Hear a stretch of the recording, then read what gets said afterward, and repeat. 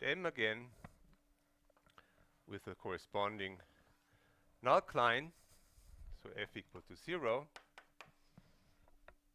And then we were saying there's conditions now on the system which defines when you are in equilibrium. And one condition is that you have to have balance of diffusive fluxes. And this balance of diffusive fluxes constrains the final pattern to what I call the flux balance subspace. On that flux balance subspace, the gradients in membrane concentration equals the gradient in cytosolic concentration. And in addition, there is a reactive turnover which has to cancel overall, meaning you have to have as many reactions pulling you the one or the other way, since in total the system cannot lose or gain particles, and that then determines the intercept eta 0 of that flux balance subspace. And as a guide to your intuition, you can think of this condition as a Maxwell condition where the areas here and there are equal.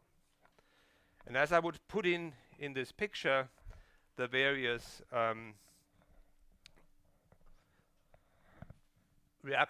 local reactive phase spaces, so like so, then the actual equilibria, they are here, or there, or there. And what I drew always were these arrows, okay? And the arrows are indicating that you're pulled from this flux balance subspace towards the chemical equilibria, and this pulling towards the equilibria is balanced against diffusive fluxes, and it gives rise then to what the pattern looks like. The construction I just had here, cutting each compartment here loose and making it act independently, that's as if I would make here walls in this phase space, and then as I make those walls, the point which is here in equilibrium would be pulled here, and the point which is here in the steady state would be pulled towards there. So the system would go to all these respective local equilibria. Now that phase space picture translates into a picture of a pattern. Well, I'm plotting here the membrane concentration as a function of position, and there are certain characteristic points which we call landmark points, M plus, M minus, and M plus. They correspond to plateaus at the right and left end of my system. So here is M minus, and here is M plus. And there's also a special point, this one here, which is the inflection point. Sorry, that's the intersection point of the null line and the flux balance space in the middle, and that corresponds here to an inflection point in the pattern. So here that point corresponds to this point here. All right, so that was the connection between the two. And if I would put the equilibria here as well, they would be here. That's an equilibrium, that's an equilibrium, and that's one. And here maybe I have the equilibrium here or there. And again, the same thing.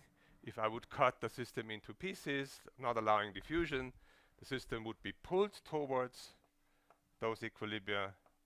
But as you can't do this, because you have always diffusion and reactions, you're not pulled there, and then you can think of all these equilibria as a scaffold which is defining how the pattern looks like. So it's giving you a rough idea for the pattern in the end.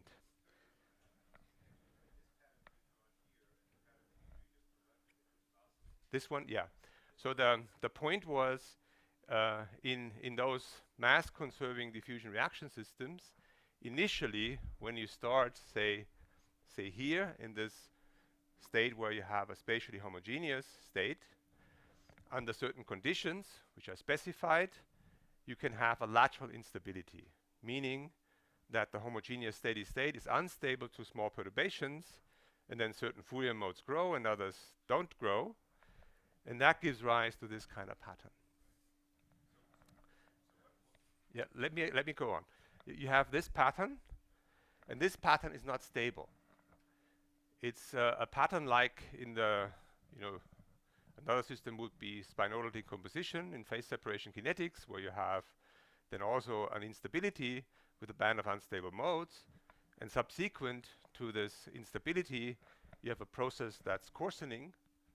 So depending on what the distribution initially was, there's going to be merging of, say, this mountain and this mountain, and that goes on and on and on until finally the only stable steady state is this one, where the profile has to be a monotonically increasing or decreasing profile.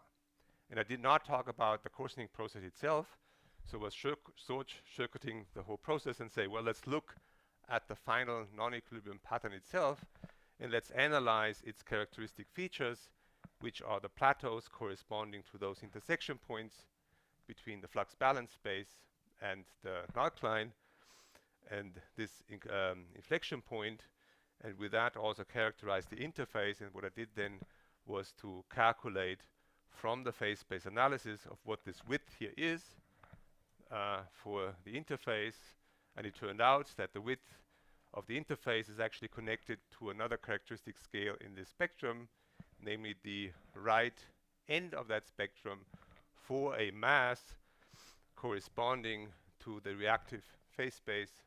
That's the intersection point with this point here. All right? Good, and now what I wanted to do is I wanted to continue from here and do a bifurcation analysis, meaning I would like to study now under what conditions are those patterns stable, when do they exist, when are they spontaneously formed, when are they only formed by some finite perturbation, and how does all that then depend on parameters like the diffusion constant and like the total number of proteins in the system. And maybe let me go to a slide here.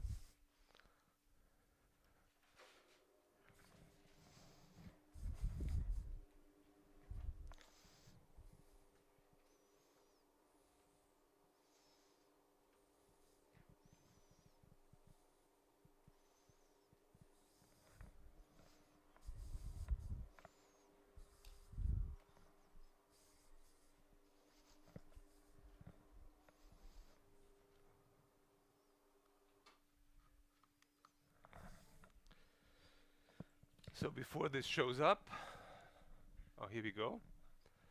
So this is a reminder of what we did. So here there's again this picture in phase space, and what we had is two geometric criteria. One criterion was for local stability. Okay, so here we have geometric criteria for stability, and one was on local stability. That's a bit of a different terminology than the one Mike used. So if you're not clear on that, please ask me. With local stability, I mean that a spatially homogeneous state, and for infinite diffusion, is stable, unstable towards perturbations. So that's what I mean with local stability. And local instability happens if the slope of the nullcline is less than -1. So in that case here, the way I drew it, nothing is locally unstable because all the slopes here, they are not as steep as -1. So this would be -1. That's the slope of a reactive phase space. And all the cases you see here, the nullcline is cutting that with a slope that's not as negative. So here you are slightly more positive, and here that's positive anyway. So you have all the equilibria being locally stable. The second condition I had, which was the condition on a mass redistribution instability, that are called lateral instability. So the system would form patterns, spatially inhomogeneous profiles, if the condition is obeyed that the slope of the flux balance of the null-line is such that it's actually steeper than the slope of the flux balance subspace. So here, this line here, the blue line, is the flux balance subspace. And what you see here is, if I'm just plotting here the two parallel lines, this one and that one, that within this window, which is indicated here as green, the slope of the null-lines is actually steeper than the slope of this flux balance subspace, and that means the system is laterally unstable. So any kind of small perturbation grows because there's a band of unstable modes. All right, so this is the green area. Now there's more, as you can see.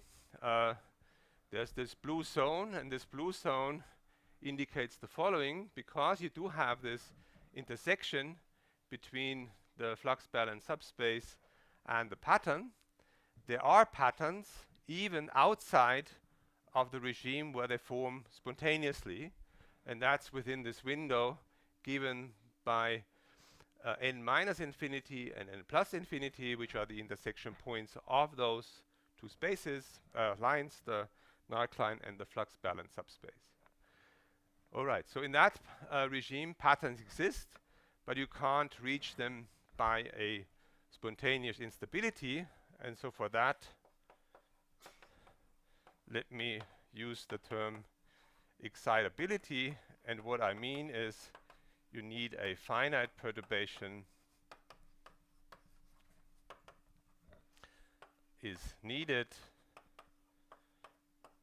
to reach a pattern. Yeah, go ahead.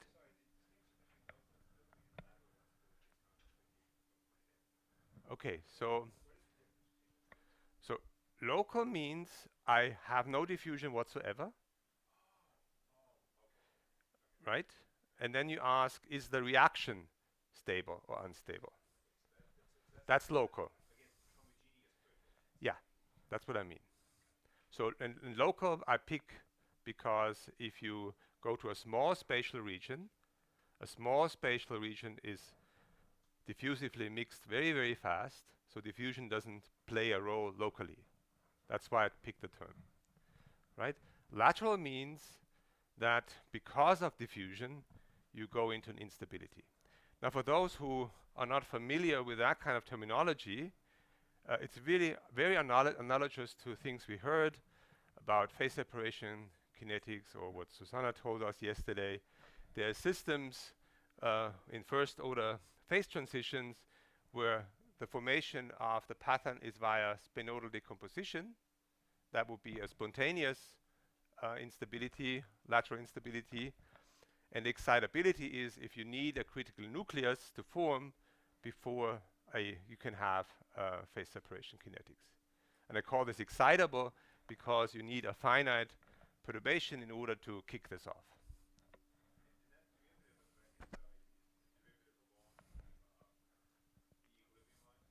Yeah, so chi here, this one, this is just the slope of this black curve, which is the null-line. All right, so if you're here at this green point, the slope of the null-line is identical to the slope of the flux balance subspace.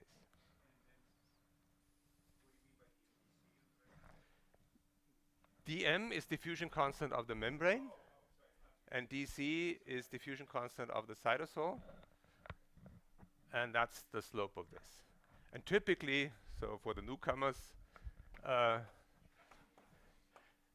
dm is much, much smaller than dc for a typical biological system, because diffusion of proteins on the membrane is much slower than diffusion of proteins in the cytosol by factors of 1,000. And that's why the slope here is typically drawn as something which is rather flat.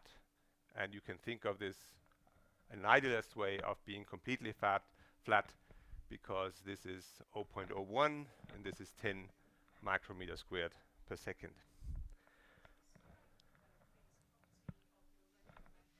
Yeah, so the chi of n is simply the slope of the null-line evaluate at a particular value of n. So it's simply, as you go along the curve c star of m, which is determined by f of m star c star m star equal to 0, right? So this is the set of chemical equilibria, and chi is the slope of the null-line.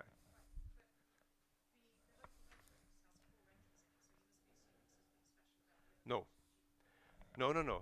So this is a way of thinking about the system. You could think of the system as you analyzed it yesterday in terms of a standard linear stability analysis with a Jacobian, and then following the work of Siegel and Jackson, you could write some conditions on the diffusion constant and the reaction terms that you can do. You can do the same here, but in the end, if you do all the analysis with all these different entries in the Jacobians, etc., you end up with this condition. So it simplifies to a really nice and geometrically very clean condition on when there is a mass redistribution instability. What I explained also is that the essential point here is, as you look into a two-compartment model, that when you look in this two-compartment model, you have different concentrations to the right and left of your two compartment. And then the essential point is how, as a consequence of mass redistribution, the chemical equilibria behave. And if the chemical equilibria behave such that they shift in response to mass redistribution such that you enhance gradients in the cytosol, you get an instability. That's the physics of it. Yeah. Sure. Yeah. Yeah. So if you look at this here and you say you do the linear stability analysis of the spatially homogeneous system, there's two eigenvalues, and they're actually pretty trivial. One is along the null-line tangential to it, and that's 0. Because as you move along a null-line, if you move to a different part of the null-line, there's no restoring force. So the eigenvalue is 0, and that's the corresponding first eigenvector. And the other one, simply because as you move along an equilibrium line, there is no restoring force because you're still in equilibrium as you move along the null-line. Yeah. Yeah. Good.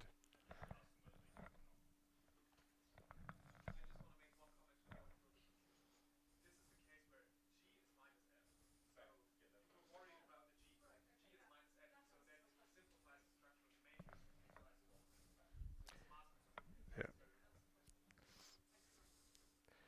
Good. So maybe those who have been in the lectures. Yeah, please.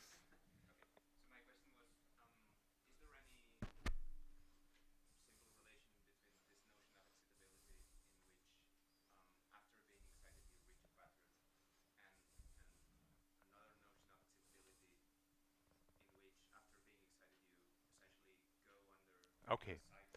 Yeah. Yeah. Okay. Good question. So that's a question about terminology. You can think of excitability in the sense that you have a fixed point structure where you have a domain of attraction, and if you're outside the domain of attraction, you go on excursion, but you go back. That's one way of defining excitability. I would take it more broader and include in the terminology of excitability this situation you just talked about, but also the situation where you go from a domain of attraction of one fixed point on excursion to another domain of attraction of another fixed point, and you stay there. And that's what I mean. So I mean a finite perturbation gets you from one locally stable region to a different second locally stable region. That's what I mean.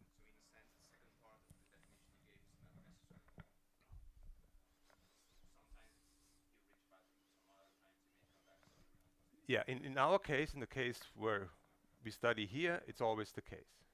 So unless, okay, you're right. So there are certain perturbations you can make, finite perturbations, which are not strong enough, and then you go back. And that would mean here how large is the region of attraction, or in the terminology of first order phase transitions, how large does the nucleus of the perturbation have to be in order to push you over some kind of high dimensional barrier into the other state.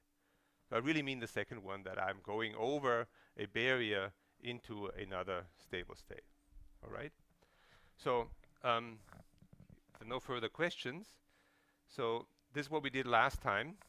And I'm spending half of my lecture by repeating stuff from last time. So what we found is that based on that picture, you have this type of scenario for the pattern amplitude as a function of the overall protein number in the system. And this is such that here in the middle, where you have a lateral instability, the pattern looks like this mesa pattern. And as you move to the right and left, what happens is that the position of the interface shifts in order to accommodate for the differences in mass. So you see as you move from here to I, you have less mass, so this interface moves to the left. And if you move to this point here, you have more mass, so the interface moves to the right.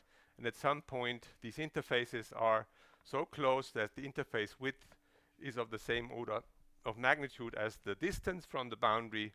And at that point, you have a bifurcation point where the system loses stability of the pattern, and you jump down to a situation where there's no pattern.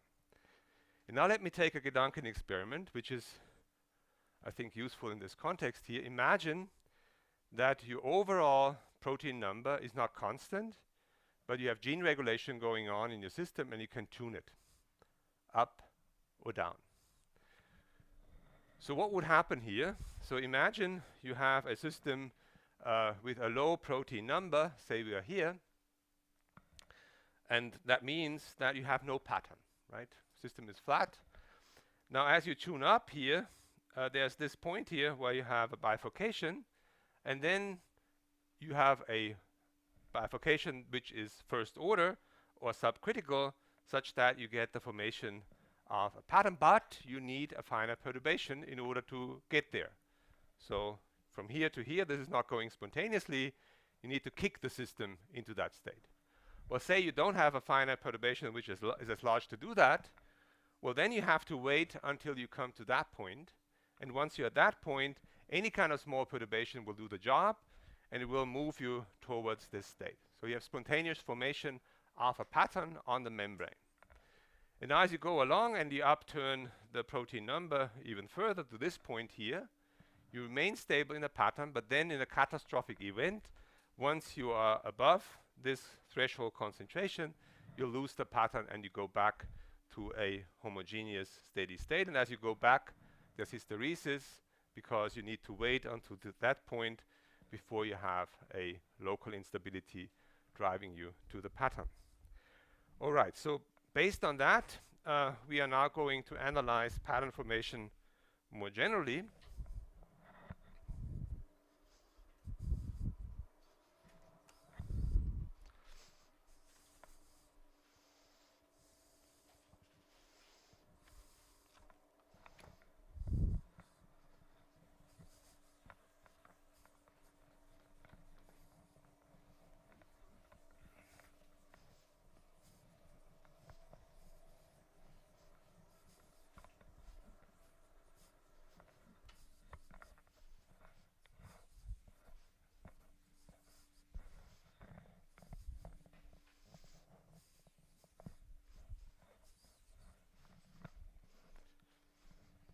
So now we ask ourselves, what is the bifurcation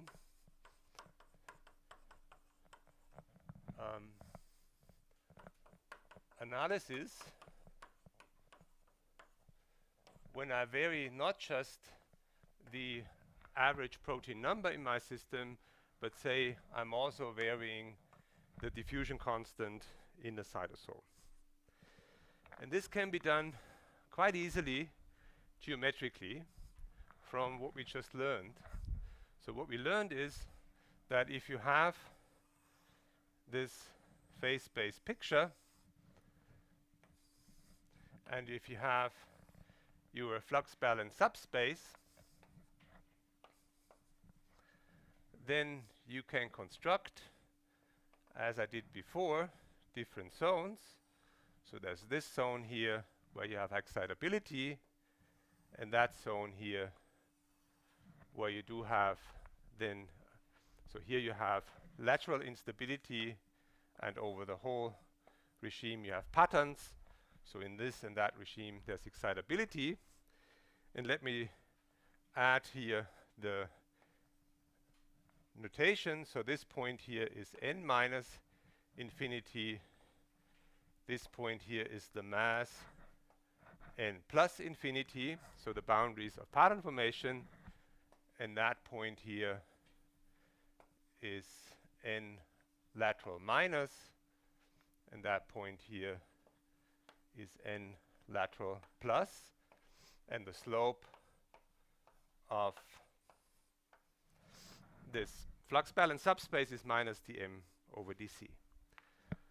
So now let's draw from that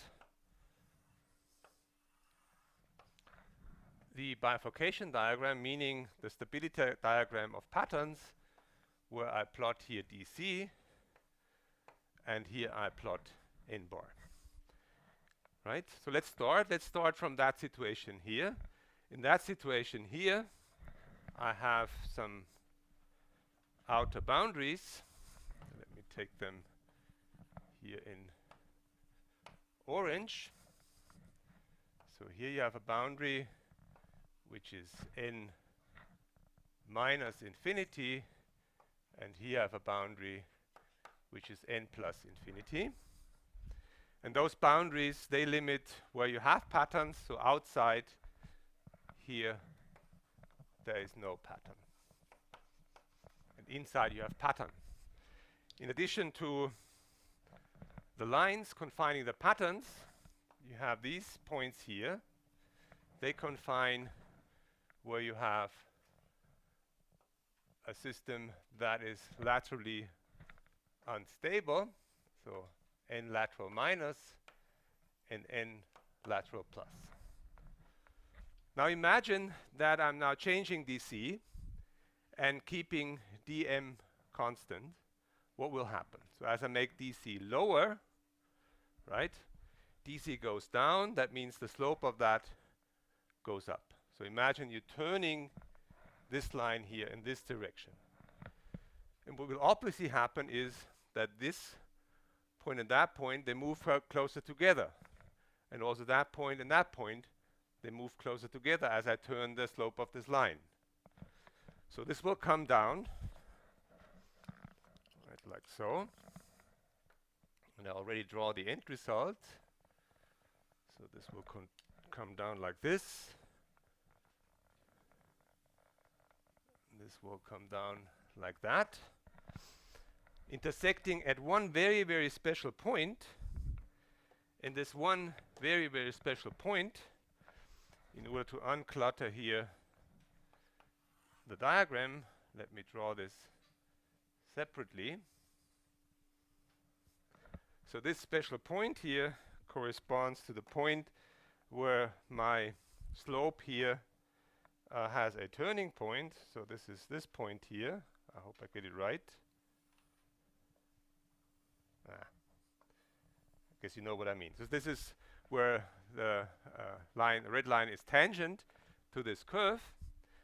And that's special because now as this line is tangent to the curve, and if I turn it a little up or down, I'm creating these yellow and orange points at an infinitesimal distance from the original point. So at that special point here, if I draw this out in detail, what you have then there is, as you plot here m,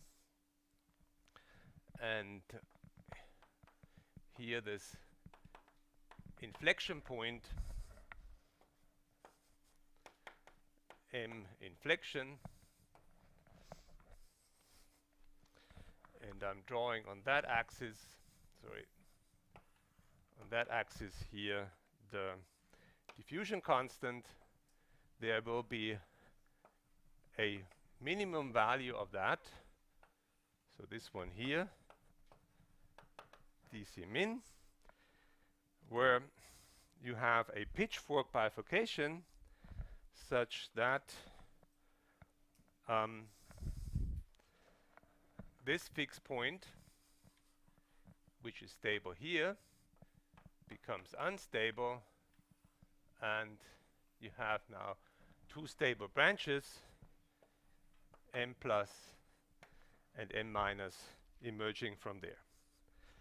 All right, so what you see is what's characteristic in the system is from the geometric construction, you get a stability diagram which has phenomenologically the very same features as a first order phase transition. You have a line, the orange line, that you could call the binodal, that constrains patterns from no patterns. Then you have a regime in between. So here,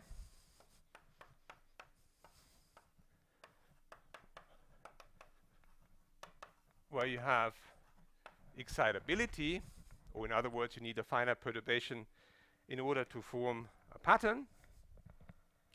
And then there,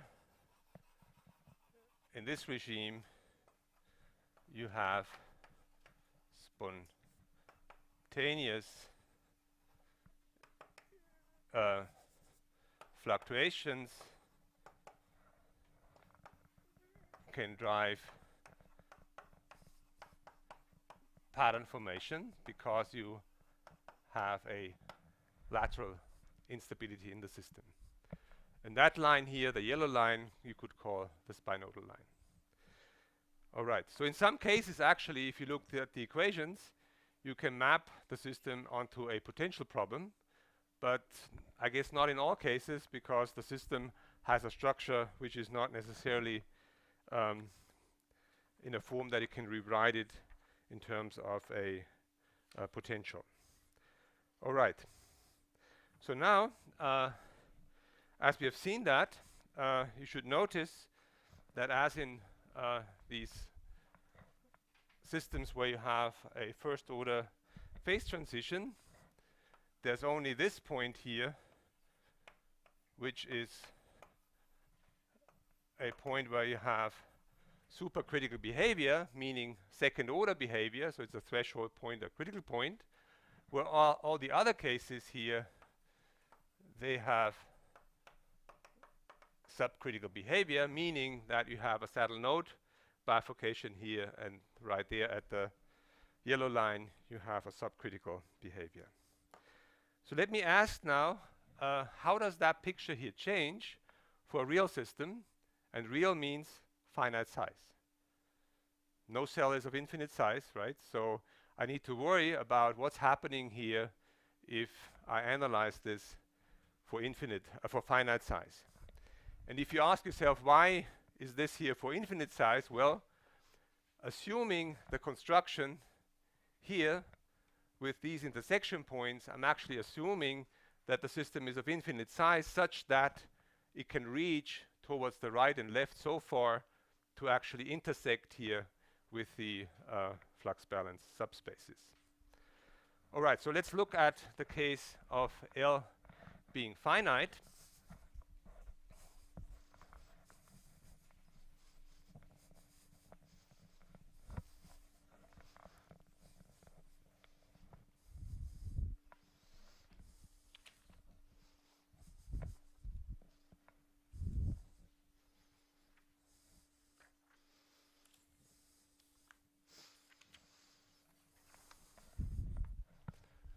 So finite L. In finite L, I'm going to look at the system here, as you will see in a minute, in the vicinity of this special point, where in the infinite size limit you get a supercritical bifurcation. Right, so how do we analyze that?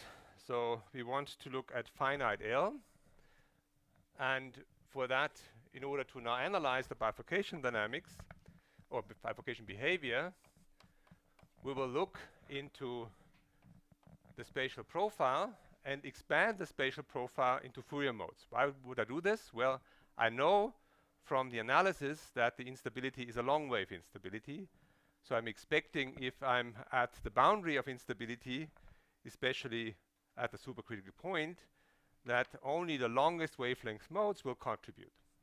So that's why I'm doing expansion, where I would write m tilde of x is the equilibrium point, so some point along the null line m star, plus perturbations. So there will be a perturbation which pushes you off from the equilibrium point, so delta m naught. And then there will be harmonics. So the first harmonic will be a mode which is just the cosine of px over L. That's the longest wavelength mode that fits into my system. And on top of that, you can add higher order modes. So for this system here, it turns out, if I want to do the analysis in a closed form with all the important terms, I need to go to second order in the order of harmonics. You can also go further, but for now I just need the first and second harmonics. Yeah.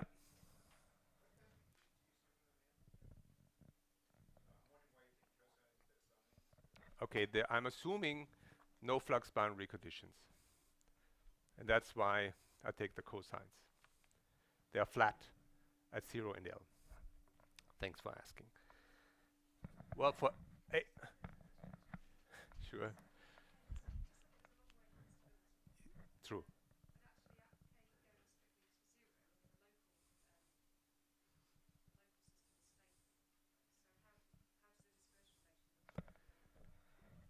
It's 0.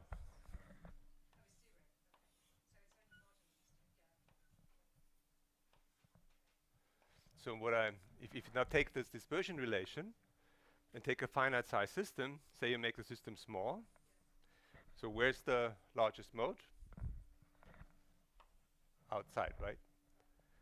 And then you think of making a system larger, right?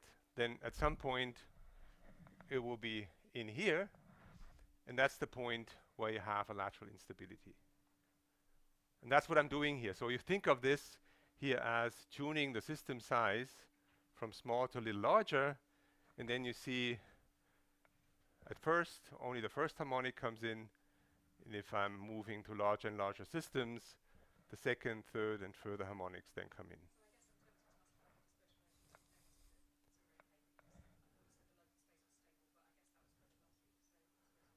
The local point is stable, yeah. There is two dispersion relations, not just one. Right, so this point here, okay, thanks. This is the other dispersion relation. So this marginal stable point is actually moving along the null line. So that's this eigenvector. And locally stable, there's another line which conserves the local mass. This is this line in the reactive phase space. There's an eigenvector along that. And the eigenvalue in this direction is negative. I think that should resolve your troubles. Yeah, okay. All right. Now this is the expansion, and also I do the same thing for eta 0, which is the intercept of the flux balance subspace, and I'm expanding this also, and here it turns out it's sufficient to go to the lowest order. All right, and the m star and eta star, they are just the fixed points in a second. Eta star, where the system is in equilibrium. Yeah. How eta? Okay, eta is the intercept here of this. Okay, so what I'm doing is, so the logic was the following. You were determining the flux balance subspace that gave you a line with that slope. Okay, all right?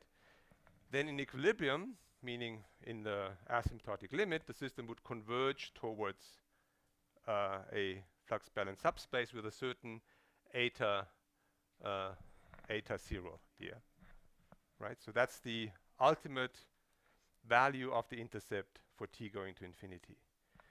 And now you can define a set of coordinates which is perpendicular to the flux balance subspace.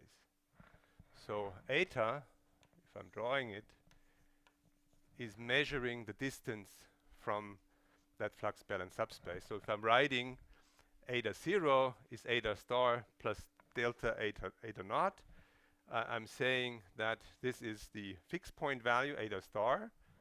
So say I would be starting from this point here, right? That would be my initial homogeneous steady state. Then you could read off here the value of eta star of this initial point.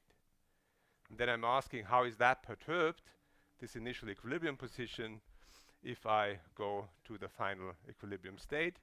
So you go from eta star and you add a deviation delta eta 0, which then ultimately should bring you from here to there, right? Okay. So now this is my ansatz of harmonics, and then there's a quite cumbersome calculation, of course. You need to take this ansatz, insert it into the stationary equations, and do some cumbersome Taylor expansions. So you insert that in the stationarity condition, meaning that the pattern you find is such that the right-hand side of the diffusion equation is actually stationary. Well, then you do the math. And I'm not going to bore you with that, because that's really cumbersome detailed calculations, and you get it wrong 20 times, doing it 20 times, I guess. So would I put this? Yeah, I can wipe this out.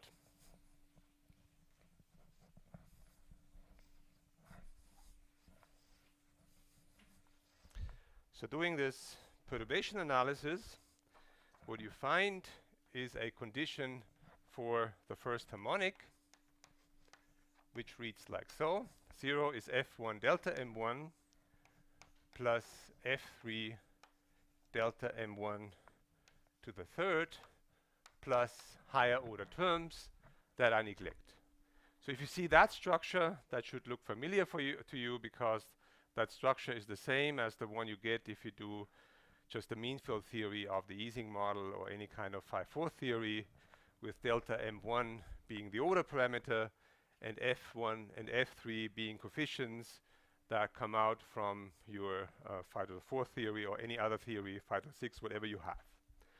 And in my case, doing this analysis here, you get these functions, functions f1 and f2, f3, from the analysis of those equations. And let me write down what you have. So f1 turns out to be fm tilde minus dm pi squared over L squared.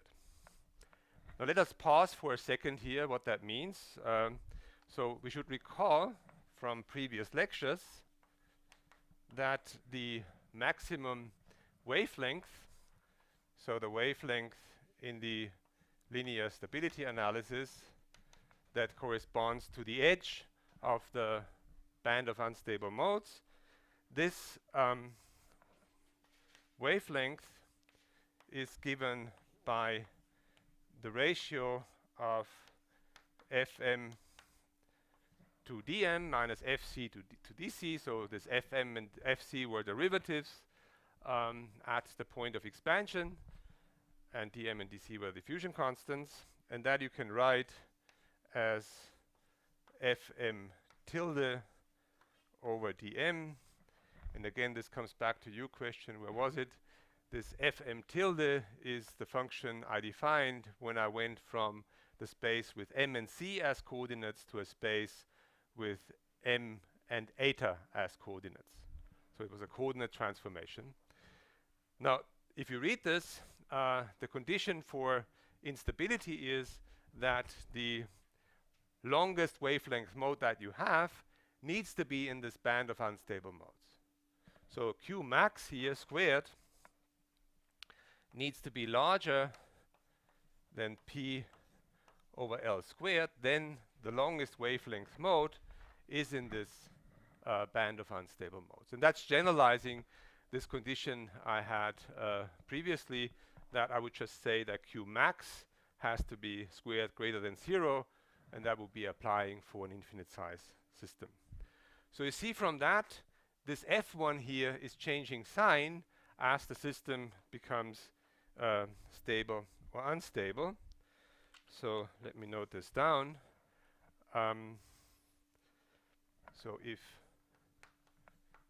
F1 is greater than 0, so in that case you have delta M1 equal to 0 being an unstable fixed point, because you have lateral instability.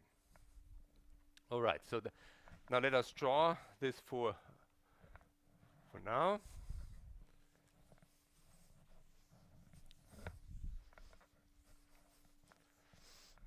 So I put this here.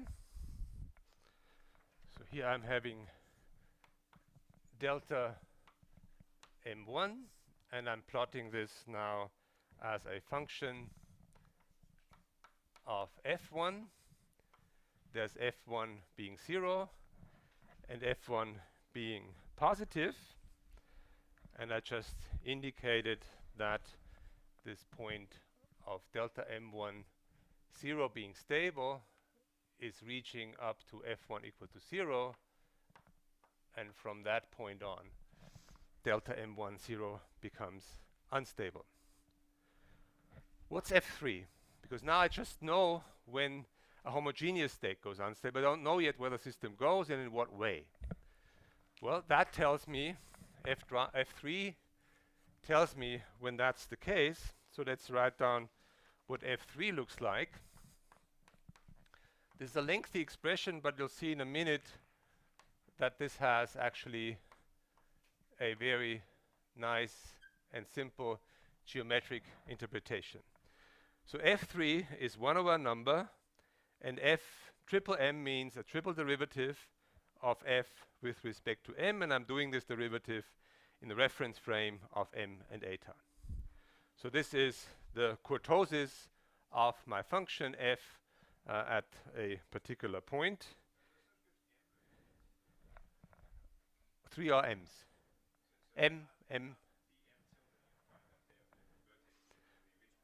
Yeah, so no, this is the original coordinate. So I have MC as phase space, and I take derivatives in direction of M, and I'm evaluating this F tilde at the point where I do the expansion, right?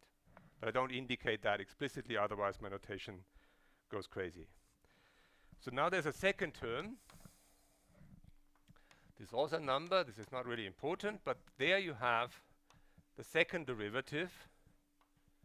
So the curvature of my null-Klein, and then this is multiplied by the length of my system divided by pi squared over dm. And finally, there's a third term, which is also a number, and then again the curvature of my null-Klein and a derivative of the local eigenvalue, namely a logarithmic derivative of that. And I don't write it down. This delta tilde here is the derivative along, which is taking into account that I'm in this changed reference frame. I'm not going to use all these prefactors. What I'm focusing my and your attention on is on these quantities here, because they are reflected in the geometry of my system, and I'm also focusing your attention on the fact that this term here has an L squared. All right, so now let's look into that equation and see what this tells us. There's a special point of symmetry, and well, what's this special point of symmetry?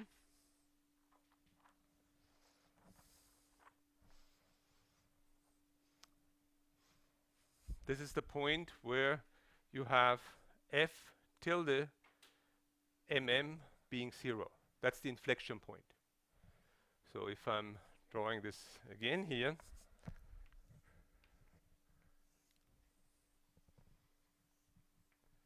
this inflection point here is the one where the curvature is 0. That's special, and it had a special meaning here as well. This was that point here. At this inflection point, I had a supercritical bifurcation, and here I see this reflected in the fact that these second derivatives here come up. So let's say I'm at this point here. I'm at this special point of inflection in the null cline. What terms do survive? Well, this one is 0, and that one is 0. So the only term surviving is a third order derivative. Now ask yourself, what's the third order derivative for a hump-shaped null cline like so? Yep, so that's negative actually, sorry. So f3 is proportional to f tilde m, and that is negative.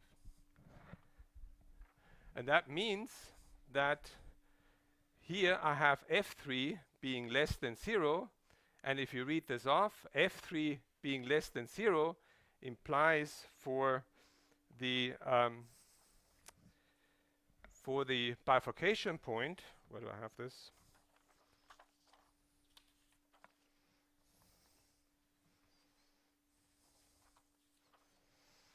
So f3 being less than 0 is a bifurcation point which is supercritical. Okay.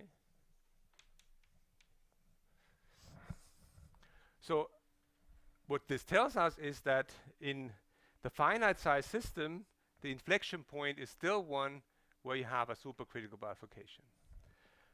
Now let's take another case which is instructive. Yeah?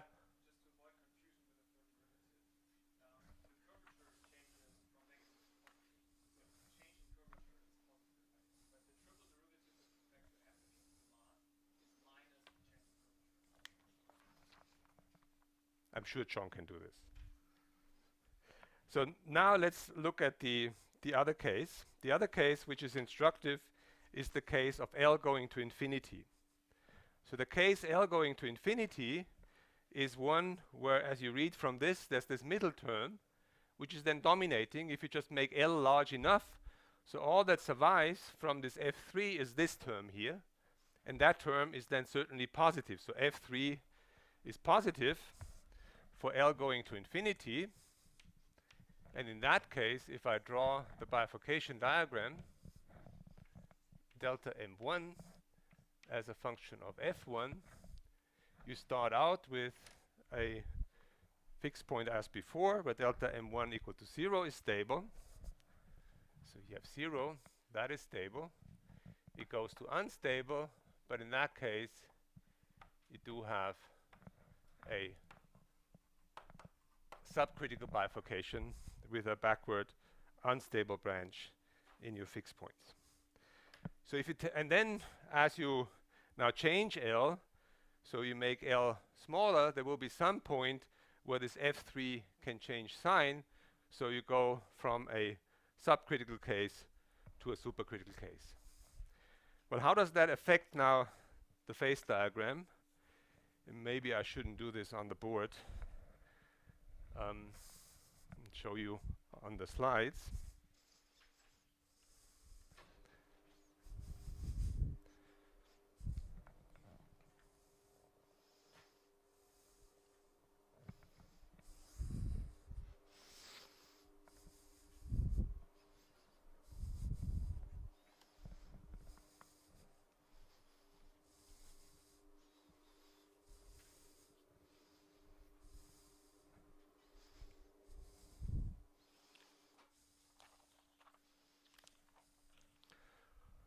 All right, so what happens, and I'll just try to explain to you, is that this initial bifurcation structure indicated by this solid and this dashed line, they met at this particular critical point, changes in the following way, that those two curves here retract, and as they retract, you have here a window of a tongue sticking out, and this tongue sticking out is along the boundary a supercritical bifurcation, because here F3 changes sign at some point, and once you're here at the intersection points of these dashed lines and the solid lines, you go back to a supercritical bifurcation with a ensuing fold bifurcation once you are in the excitable regime and go past it. All right, so that's the bifurcation structure that you then have. And I have to stop here with analyzing the bifurcation structure, not because I can't go further, it's just because it gets cumbersome, right? Once you now start analyzing systems where you say, well, maybe the null-Klein is such that all the equilibria are not stable, that some are actually unstable, and you have bistability, you can still do the analysis and you get interesting types of bifurcation diagrams, but I guess they are beyond the scope of what I want to do in this lecture. Instead, so I would like to go from here and actually come back to the analysis of the min system, because that was actually the motivation, right? We wanted to analyze such a simple conceptual system in order to learn something about pattern formation in biological systems. And what I would like to start now in the last 15 minutes or so is to tell you how you use this setup in order to understand how min oscillations work. And for there, I hope you can see how you can generalize the framework even further to other pattern forming systems. So let me start here with this one slide and remind you of what the min oscillations were. So here on the top, you see Nicolai cell, and what's here labeled with some fluorescent dye is the min D protein, and it's bouncing back and forth, not the interior of a cell. It's actually confined here, what you see on the cell membrane. So you have a cell membrane density which is high on the left and then high on the right, and switching back and forth. The chemical reaction network underlying that is this scheme here. I talked about this, and I will go into depth of this scheme in today's lecture, telling you how you transform such a scheme into a set of equations and go from there. Well, and then we will look at the dynamics of a idealized system as we did it, namely a 1D system with diffusion on the membrane, diffusion in the cytosol being different, but still those two species living in a one-dimensional domain. And as you just saw, maybe go back, this scheme then reproduces the pattern formation in the min system. And what I would like to point your focus on is the mass of min E and min D that's fluctuating back and forth between the two cell poles. So the theme will be understanding pattern formation here in the same geometric way and focusing on the redistribution of the protein masses. Now you might see one important point which is different from what we did up to now. Up to now I was so simple that I said, well, let's look at one protein species. So the control parameter was just the number of proteins of this one protein. Here, because you have this reaction scheme, there's many different protein conformations, but there's two protein species, min E and min D. And it will be their mass, the mass of min E and min D, that's driving the dynamics of the system. And that's what I'm trying to explain to you today and tomorrow.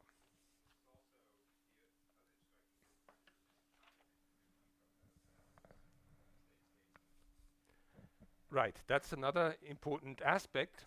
And you will see that you can actually reduce this nice oscillation to two processes, namely one which forms a polar pattern and the other process that destabilizes that polar pattern and reforms then the other one. That's how I do the reduction. Minute. Minute. So the lifetime, for those who don't know, for the Nicoli cell is about 20 minutes. It's on that time scale that it divides. The pattern is oscillating back and forth much faster than that on a minute time scale. So for the cell, it sees an average concentration. And building on that average concentration, you can then guide some secondary processes like the formation of an FTS set ring that pinches off the cell then and divides it into two pieces. All right, so let's start from here and translate that picture here into a set of equations we're going to work with.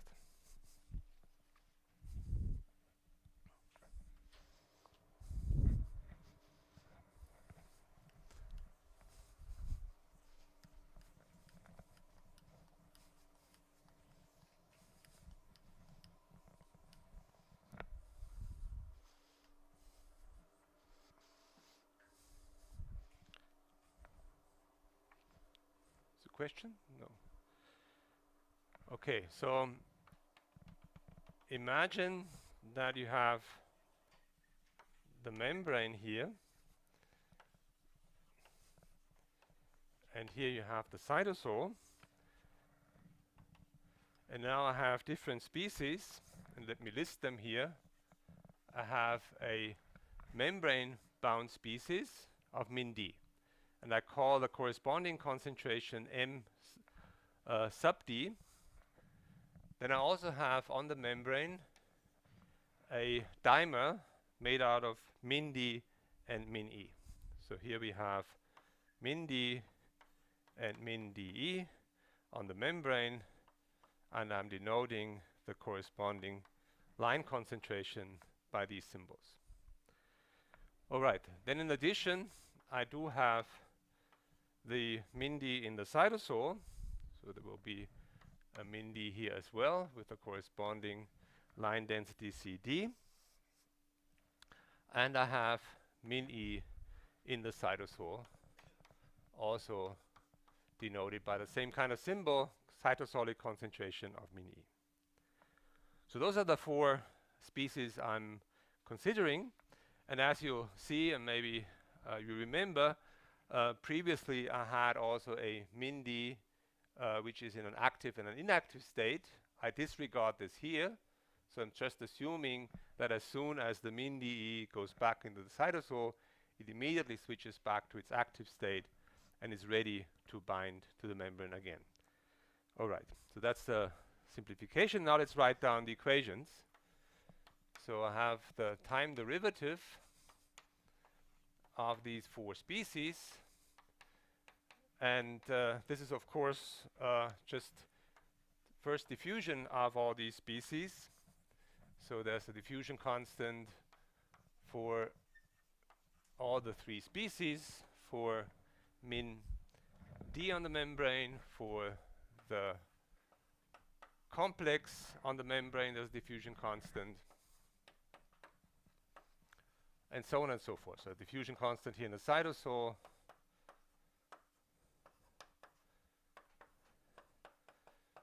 so this is just lengthy, but you see the principle is very simple.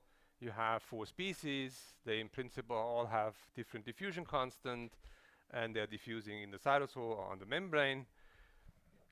These two diffusion constants, they are in principle different, right? Because you have a monomer and a dimer, and roughly speaking, by Stokes relation, there's a factor of 2 difference. Here and there, min D and min E are proteins with slightly different radii, so there's a slight difference in diffusion constants. But it doesn't really matter much whether there's a factor of 2 difference here between diffusion constants. That's not essential. So the way you should think of this is there's a membrane diffusion constant, which is low, and there's a cytosolic diffusion constant that's high.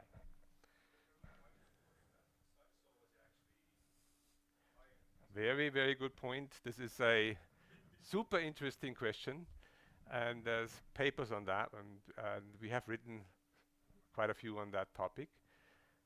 It's important because there is geometry sensing, meaning the fact that you have a cytosol and bulk boundary coupling can lead to the fact that the pattern you see depends on the shape of the container. I'm also, swiping this under the rug because I want to focus just on the phenomenon, which is the min oscillation itself, where these geometry effects are not that important. Yeah, yeah, yeah. So what you have is, if you look at bulk boundary coupling between the membrane and the cytosol, is that you have things which are sources at the membrane, right? They detach from the membrane, they go into the cytosol and diffuse. And as they diffuse, they actually transformed from the inactive form to the active form.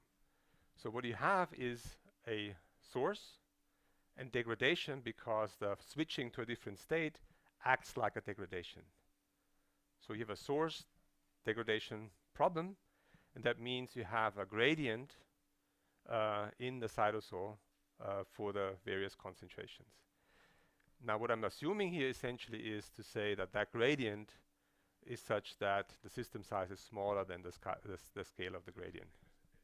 Yeah, thin layer, yeah, or that there is not a thin layer, but the geometry effects are subordinate compared to the other effects I have.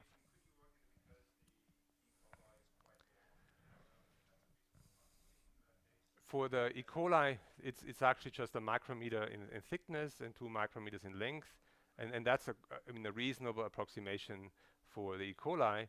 You don't get the quantitative results right? So you're gonna miss out in quantitative results, but you get the same kind of qualitative behavior. And once you are in a, let's say, an in vitro situation, and people have looked at that as a supported membrane, and then on top you have a cytosolic volume, which is then millimeters, right, or micrometers, tens of micrometers, then it matters actually quite a bit that you have gradients, and you need to worry about them, and they have importance effects, and everything is getting much richer and even more interesting. So good question, but let's say I'm disregarding that. The other axis is just acting as a, is homogeneous. There's no gradients. All right, so that's the model. And now we need to consider the reactions.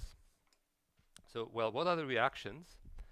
We had a reaction which says that with some rate, the min D proteins in the cytosol, they attach to the membrane.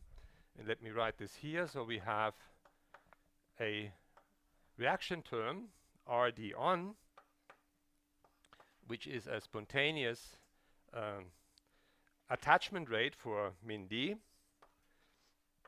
And the attachment rate is then, of course, such that the reaction term is the attachment rate times the cytosolic concentration, so times CD.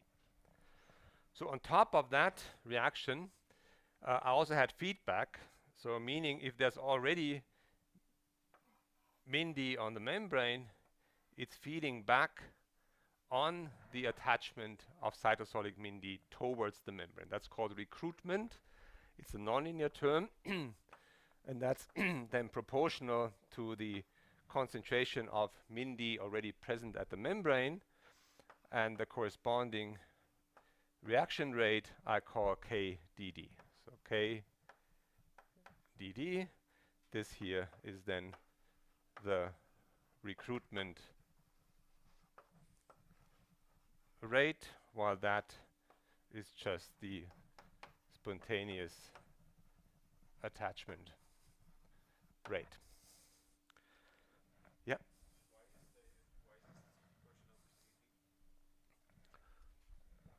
Well, you can only attach if you have something to attach. That's what I assume. And also, you cannot recruit anything which is not there. Yeah, yeah. So in here what it's saying, if there's already something on the membrane, so think of a membrane-bound protein and something in the cytosol, and as they kind of meet, they form a structure which is then bound to the membrane. That's the idea. It's some kind of bimolecular reaction between the two, which makes the min D bind to the membrane. And also, that's a good point actually. You should note that those are all bimolecular reactions. So I'm not putting here any artificial nonlinearities, say a square here, which is hard to imagine, because then you would need 3 proteins coming together at the same time, which is a rare event, right? How those chemical reactions happen in detail, that's not really known, actually, unfortunately. Also, the reaction rate constants, they are something which is unfortunately not measured. And this one here is very hard to measure, because it's very hard to measure what the cytosolic concentration actually is, right? So this is the attachment term, and well, where do we put that? We'll put this here, right? We have a membrane dynamics where this term actually adds proteins to the membrane. And since this is a mass conserving system, it needs to be at some other place as well, right? Here, if I'm recruiting towards the membrane or attaching towards the membrane, I'm losing out in the cytosolic component, so there's a minus RD on here as well. Right, what else do we have?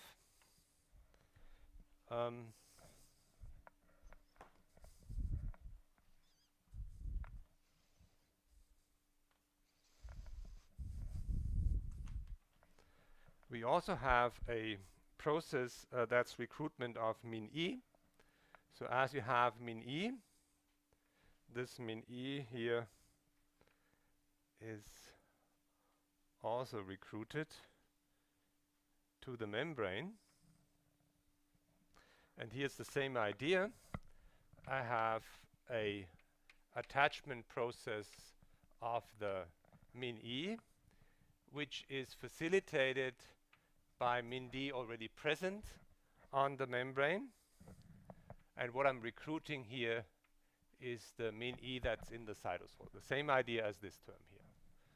And the corresponding recruitment rate is KD. So that here is min E recruitment. And the rate here is KDE. And finally, this would just be, attaching things to the membrane. You need to get them off.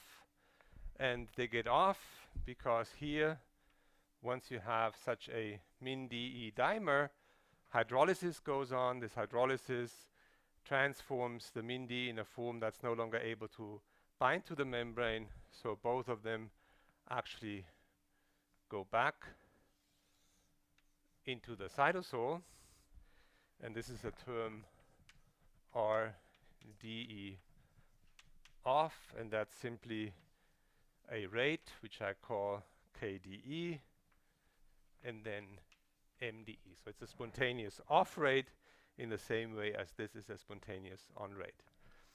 And now let's put things together.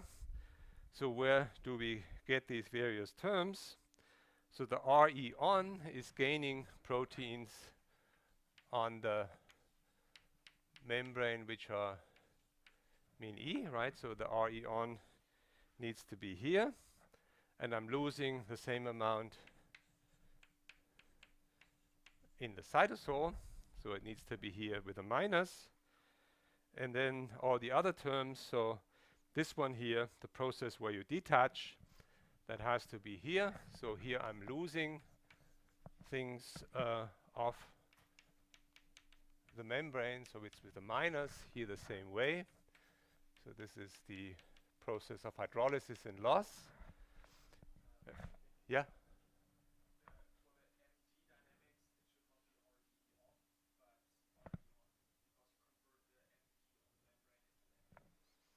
Which one you are at?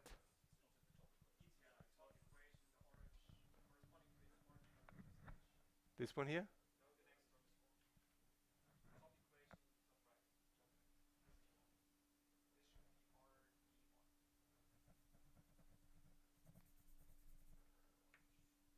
Okay, thanks, Orange. I forgot this. Sorry.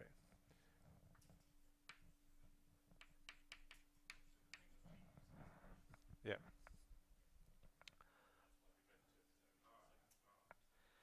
Okay. And the other terms are then the following. So here I'm now having pluses.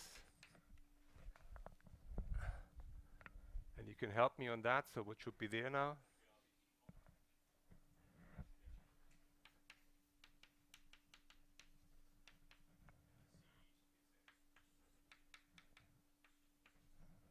Right. Oh, that's something wrong here.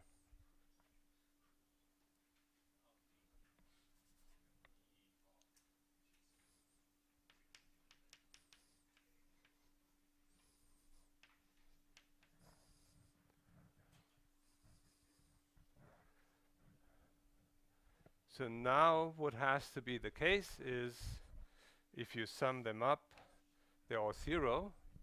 And I can't see this from here.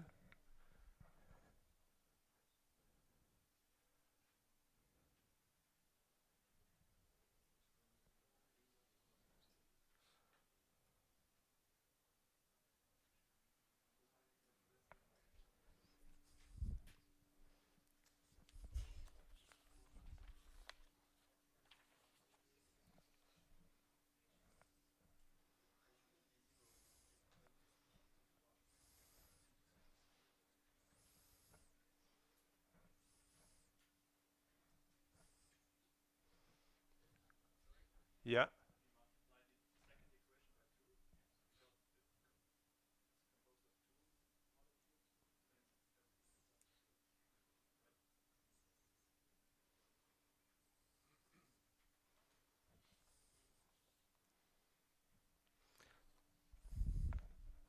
I think I'll stop here. I can't fix this right now. That's homework problem number 2.